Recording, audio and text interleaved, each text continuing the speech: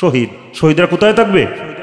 তাদের কোনো বিচার নাই, জান্নাত তো পাবে বিচারের পরে, ওনাদের তো কোনো বিচার হবে না। এখন কোথায় আছে? একজন মুজাহিদ কখনো বসা থাকে না, বসা থাকে না। যতই আসুক বাধা, যতই আসুক বিপদ, ভেঙে পড়ে না, মুসরে পড়ে না। আমরাও কি ভেঙে পড়বো? আমরা ভেঙে পড়ছিলাম? আমরা হাসিনার আমলে ভেঙে পড়ি নাই। হাসিনা কি কম চেষ্টা করছে যে জামাত ইসলামের লোকগুলারে এই দেশে থাকতেই দিবে না, যারা বিএনপি করে এদেরকে থাকতেই দিবে না, অপোজিশন পার্টিতে যারা আছে তাদেরকে থাকতেই দিবে না, কওমি আলেম ওলামা গুলারে থাকতেই দিবে না। হেফাজতের নামে কওমি আলেম ওলামাদেরকে নিধন করছে, বছরের পর বছর কারাগারে রাখছে। আমিও তো একজন কওমি আলেম, আমিও সেই ভাগ পাইছি, 1.5 বছর আমিও জেলে থাকছি। এখনো হাসিনার 9টা মামলা আমার মাথার মধ্যে এখনো আছে। সম্মানিত ভাইরা, তারপরে জামাত শিবিরের ভাইদেরকে ঘরের মধ্যে তো ঘুমাইতেই দেয় না। আরে ঘুমানো তো পরের কথা, এলাকার মধ্যে সাইতেও দেয় নাই। আর একটু জোরে বলেন ঠিক না বেঠে? তাদের কি মন চায় নাই? বাসার মধ্যে আমার ছোট্ট একটা বাচ্চা আছে, বাচ্চাটা একটু খুলে নেই, খুলে নিয়ে একটু আদর করি, বাবুটার একটু সুমা দেই, একটু বাবা হিসাবে সন্তানের সাথে একটু মজা করি, দুষ্টামি করি, মন চায় নাই? কিন্তু এই হাসিনা এই সুযোগ কি দিছে? তাদের বাড়ি ঘর ভাঙচুর করছে, জায়গা জমি দখল করছে, ব্যবসা বাণিজ্য সব লুটফাট করে নিয়ে গেছে, হামলা করছে, মিথ্যা মামলা দিছে, বিনা অপরাধে অপরাধী বানাইছে। তারপরে তাদেরকে আয়না ঘর দেখাইছে, আয়না ঘরে রাখছে, বছরের পর বছর কারাগারে রাখছে। আবার অনেকরে ফাঁসির রশি গলার মধ্যে লাগায়া ফাঁসি দিছে।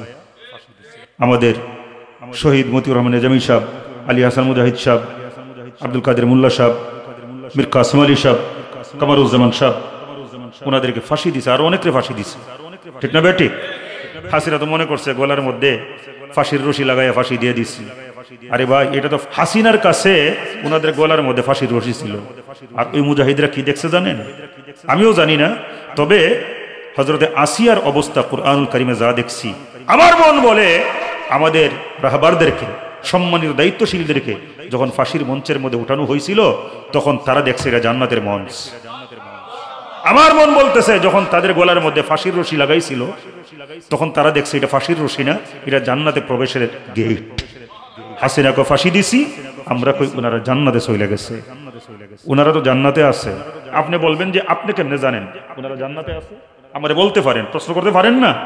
আরে ভাই, হাদিসের মধ্যে আছে, কেউ যদি আল্লাহর জমিনে আল্লাহর দিন কায়েম করবার নিয়ত করে, কেউ যদি শাহাদাতের মৃত্যু কামনা করে, সে যদি বিছনার মধ্যে ঘুমায়াও মারা যায়, তবু আল্লাহ রাব্বুল আলামিন তাকে শাহাদাতের মর্যাদা দান করেন। নবীর কথা সত্য না মিথ্যা? হাদিস সত্য না মিথ্যা? নবীর কথা যদি সত্য হয়, হাদিস যদি সত্য হয়, তাইলে ওনাদের মনের মধ্যে শাহাদাতের তামান্নাও ছিল, ওনাদের মনের মধ্যে আল্লাহর জমিনে আল্লাহর দিন কায়েম করার আকাঙ্ক্ষাও ছিল, এবং ওনাদের মনের মধ্যে আল্লাহর জমিনে কুরআনী শাসন ব্যবস্থা প্রতিষ্ঠার নিয়ত ছিল, চেষ্টা করেছে, এবং এই জন্যেই ওনারা হাসিনার রোষানলে পড়েছিল। যদি কোরআনের কথা না বলতো, হাসিনা তাদের উপরে ক্ষিপ্ত হইতো না। তারা যদি জমিনের মধ্যে আল্লাহর দিন কায়েম করবার চেষ্টা না করতো, হাসিনা তাদের উপরে ক্ষিপ্ত হইতো না। সম্মানিত ভাইরা, হাসিনা মনে করছে, হায় হায় রে, এরা যদি জমিনের মধ্যে দিন কায়েম করে, তাইলে তো আমরার মতো সুরবাটফার যারা ক্ষমতার ভাগ, তারা আর কোনোদিন পাবে না। তারা যদি জমিনের মধ্যে কোরআনের শাসন ব্যবস্থা প্রতিষ্ঠা করে ফেলে, তাইলে আমরা যার চুরি ডাকাতি করছি, তখন তো কোরআন অনুযায়ী বিচার হবে। তাইলে জান তো পরে, তার আগে হাত তো কাটতে ফেলাইব। কারণ আল্লাহ বলছে, ওয়াসারিক ওয়াসারিকাতু ফাকতাউ আইদিয়াহুমা, সুর নারী হোক পুরুষ হোক, তার হাত কেটে দাও। এখন বলেন, হাসিনার চাইতে বড় সুর বাংলাদেশ আর কেউ ছিল? ক্ষমতায় বেশি থাকছে, চুরি ডাকাতি বেশি করছে, পদ্মা সেতুর নাম দিয়ে চুরি করছে, মেট্রো রেলের নাম দিয়ে চুরি করছে, আরো বিভিন্ন প্রজেক্টের নাম দিয়ে চুরি করছে। দেশটারে হের বাপ দাদার সম্পত্তি বানাই ফেলাইছিল, সারা দেশটারে মূর্তি দিয়া ভৈরা ফেলাইছিল, হের বাপের মূর্তি, যেমন হের বাপের কিনা দেশ ছিল বাংলাদেশ, এমনটা মনে করতো। হে নাকি মুসলমান, হে নাকি তাহাজ্জুদ পড়তো, হে নাকি কোরআন তেলাওয়াত করতো। এখন মুনাফিকরাও কোরআন তেলাওয়াত করে, মুনাফিকরাও নামাজ পড়ে। ঠিক না বেটি? তো আমি যেই কথা বলছিলাম, যে বলতে পারেন যে ওনারা যে জান্নাতে আছে, আপনি কেমনে জানেন? আরে আমার জানার দরকারটা কি? কোরআন সুন্নাহ পড়েন, আপনিও জানবেন। আমি যেইভাবে জানছি কোরআন সুন্নাহর সাথে সম্পর্ক রাখেন, তখন আপনিও দেখবেন কোরআন সুন্নাহর দিকে তাকাইলে মিল্লা যায় ওনারা জান্নাতে আছে। শহীদরা কোথায় থাকবে? তাদের কোনো বিচার নাই, জান্নাত তো পাবে বিচারের পরে, ওনাদের তো কোনো বিচার হবে না। এখন কোথায় আছে? ফি আজওয়াফি তাইরিন খুদরিল্লাহা কানাদিল মুআল্লাকাতুম বিল আরশ, মুসলিম শরীফের হাদিস। আরশে আজিমের সাথে শহীদদের জন্য ঝুলন্ত একটা বাসা বানায় রাখছে। আর একটু জোরে কোনো সুবহানাল্লাহ। ভাইরা আমার, বন্ধুরা আমার, আল্লাহর জমিনে আল্লাহর দ্বীন কায়েমের জন্য যারা জিহাদ করে, যারা শহীদ হয়ে যায়, তারা জান্নাতের মধ্যে বিচরণ করে। আল্লাহর নবী, বিশ্বনবী রহমাতুল লিল আলামিন বলেন, শহীদদেরকে আল্লাহ রব্বুল আলামিন বলেন, যাও যাও যাও জান্নাতের মধ্যে ঘোরাফেরা করো। সারাদিন ঘোরাফেরা করে বিকালে ওই বাসার মধ্যে অবস্থান করে। কেমনে ঘোরাফেরা করে? ফি আজওয়াফি তৈরিন, তাদেরকে সবুজ পাখি বানিয়ে দেওয়া হয়। সবুজ পাখি হয়ে তারা ঘোরাফেরা করে বিকালবেলা বাসার মধ্যে আসে। বিকালবেলা যখন আসে, আল্লাহ রব্বুল আলামিন তাদের কাছে আসে, ডাক দিয়ে বলে, ও আমার মহব্বতের শহীদেরা, তোমরা দুনিয়ার মধ্যে তোমাদের জানের চিন্তা করো নাই, তোমরা বিশ্বাস করেছিলে ইন্নাল্লাহ আশতারা মিনাল মুমিনিনা আনফুসাহুম ওয়া আমওয়ালাহুম বিআন্না লাহুমুল জান্নাহ।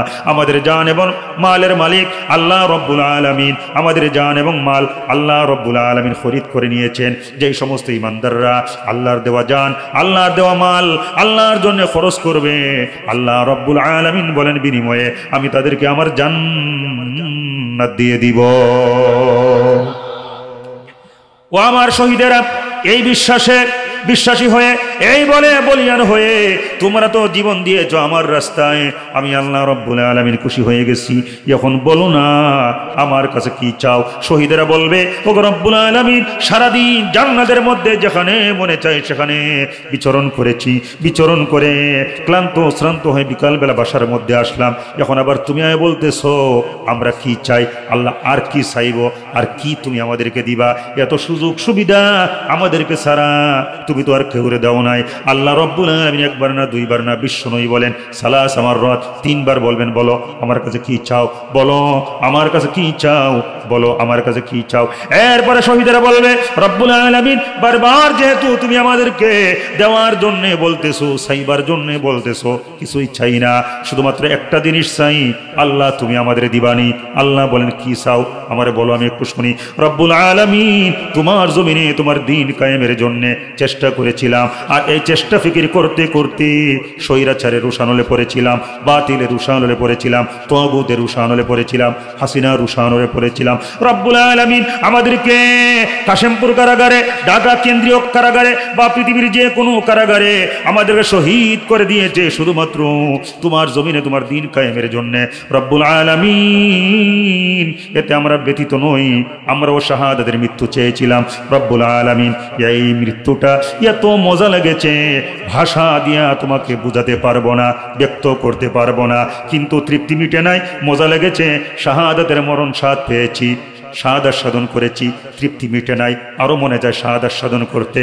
আল্লাহ, সত্যি তুমি যদি আমাদের কিছু দিতে চাও, মেহেরবানি করে দয়া করে আবার জমিনের মধ্যে পাঠাইয়া দাও, আবার জমিনের মধ্যে যাইয়া তোমার জমিনে তোমার দ্বীন কায়েমের জন্য তাগুতের বিরুদ্ধে, কাফেরদের বিরুদ্ধে জিহাদ করে আবারও শহীদ হয়ে তোমার জন্য জীবনটা দিয়ে আসি। এটা কি আর দেওয়া হবে? এটা কি সম্ভব? একবার মরার পরে আর কি কোনো মরণ আছে? আর কোনো মরণ নাই। আল্লাহ বলেন, এমন একটা আবদার করছো, এইটা তো দেওয়া সম্ভব না, ঠিক আছে তোমরা এই জায়গার মধ্যেই থাকো। যখন আল্লাহু আকবার, এমন মরণ আমরা চাই না, চাই না।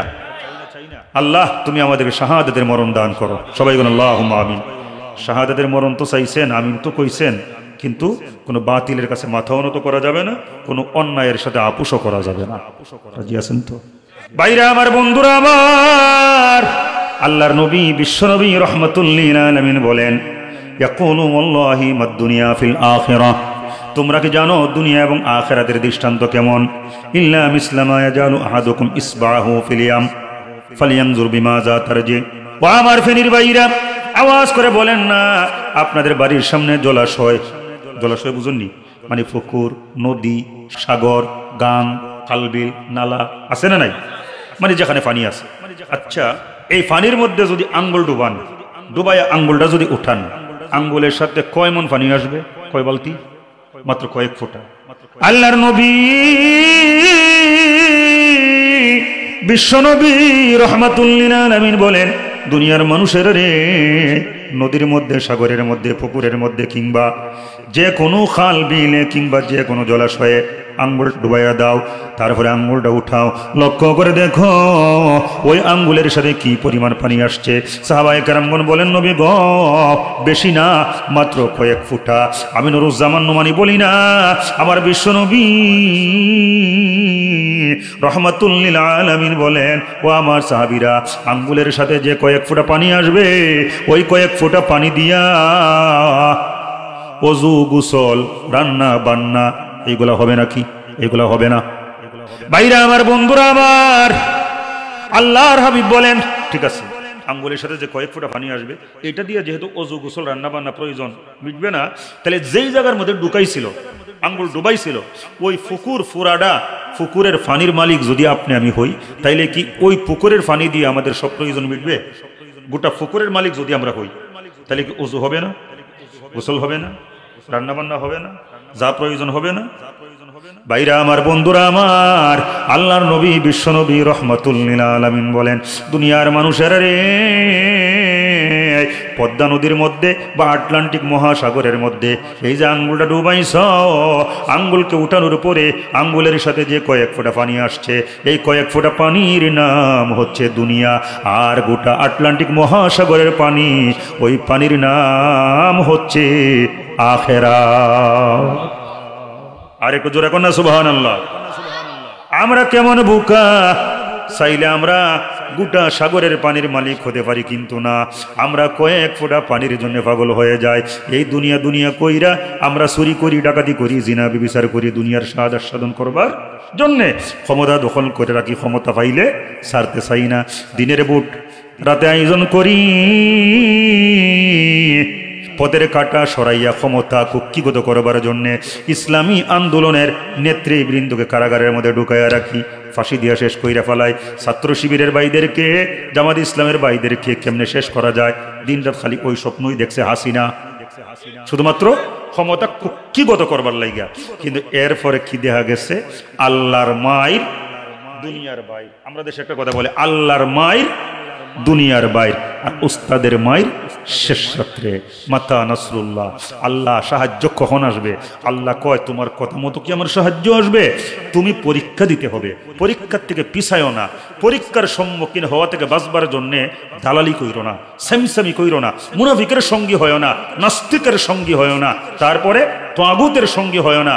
তোমার যে মাইরা ফালায় মইরা যাও, কারণ তোমাকে একদিন তো মরতেই হবে। যত নির্যাতনের হুমকি ধুমকি দে, ভয় প্রদর্শন করে, সমস্ত নির্যাতনকে তুমি আমি আল্লাহর জন্য আলিঙ্গন করে নাও, পরীক্ষায় উত্তীর্ণ হওয়ার চেষ্টা করো, যত সময় সাহায্য ফাটায় দিব। 16-17 বছর হাসিনা নির্যাতন করছে, আল্লাহ লেখা রাখছিল 2024 সালের আগস্ট মাসের 5 তারিখে হাসিনা বাংলাদেশ থেকে পলাইব। আল্লাহ রব্বুল আলামিন 2024 সালের আগস্ট মাসের 5 তারিখে হাসিনারে বাংলাদেশ থেকে দাদার কুলে দিল্লিতে পাঠাইয়া দিছে। যেই কথাটা বাংলার জীবন্ত মুজাদ্দিদ, জীবন্ত আল্লাহর ওলি শহীদ আল্লামা দিলওয়ার হোসেন সাঈদী রহিমাহুল্লাহ বহু আগে আলোচনার মধ্যে বলছিলেন যে দিল্লি যায়া পড়বে। দিল্লি যায় গেছে না, দিল্লি যায় পড়ছে না। উনি বলছিলেন, ইন্দুরের গাথাও কুজ্জা পাইবা না। এখন তো ওরা জানবা সাইবার লেগে ইন্দুরের গাথাও কুজ্জা পায় না। এই জন্যে বলছি, ছাত্র জনতার আন্দোলন ছিল বৈষম্য দূর করবার জন্য, ইনসাফ প্রতিষ্ঠার জন্য, এবং স্বৈরাচার মুক্ত বাংলাদেশ গঠন করবার জন্য, জালেম মুক্ত বাংলাদেশ গঠন করবার জন্য। এক জালেম বিদায় হয়েছে, নতুন করে আর কোনো জালেমকে আমরা বাংলাদেশে দেখতে চাই না। আমরা ইনসাফের বাংলাদেশ, কোরআনের বাংলাদেশ, কোরআন সুন্নাহর বাংলাদেশ, আল্লাহর জমিনে আল্লাহর দিন কায়েম করার এই বাংলাদেশ আমরা দেখতে চাই। জোরে বলে রাজি আছেন না নাই? অহংকারী হয়েন না ভাই, অহংকার পতনের মূল। অহংকার করছিল হাসিনা, অহংকার করছিল শয়তান, মনে আছে তো?